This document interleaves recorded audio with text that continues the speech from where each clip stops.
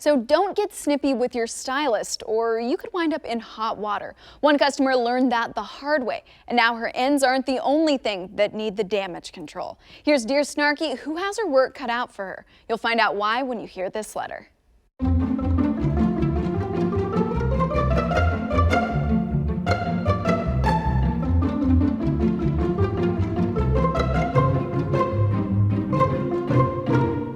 Oh my goodness, today's letter could be described as when hair highlights and social media collide. Kaboom! Let's get right to the letter.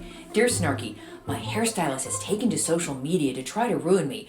I've been going to this woman for a very long time, and we're friends on Facebook. Once the lockdown was lifted, she started posting a lot, and I mean a lot of pictures of her out and about doing what I would describe as risky behaviors during a pandemic.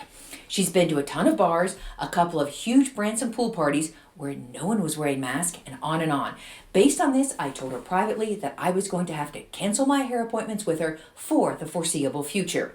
Well, this woman went off on me like you wouldn't believe. She accused me of trying to tell her how to live her life and that I have no right to comment on anything she does.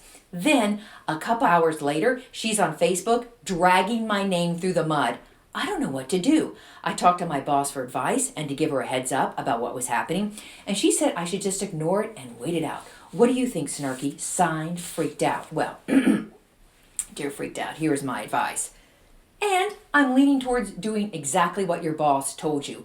Under no circumstances should you go on social media, and I know you want to, and I know you're dying to, and give your side of the story. Don't do it. Nothing good will come from it. I know things, so trust me on this information. Now, the fact that you talked to your hairstylist privately about why you were canceling your appointment and did not go on Facebook and do a social media shaming, well, good for you. That was the right thing to do.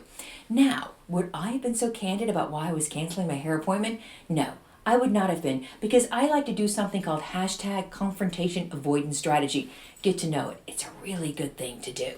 Also, that said, I can't really blame you for being honest and thinking that perhaps your friend and stylist of many, many years would want to know how her Facebook posts were being perceived and that perhaps some clients were being turned off by it. So I gotta not really scold you that hard for that one.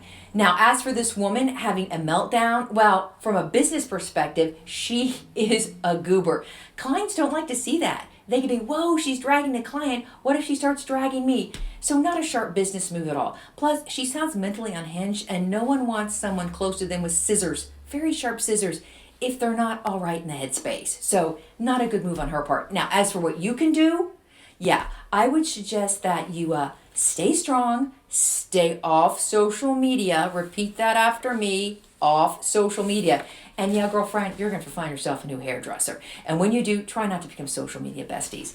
Doesn't sound like that always ends well. Keep the letters coming. That's my advice for today.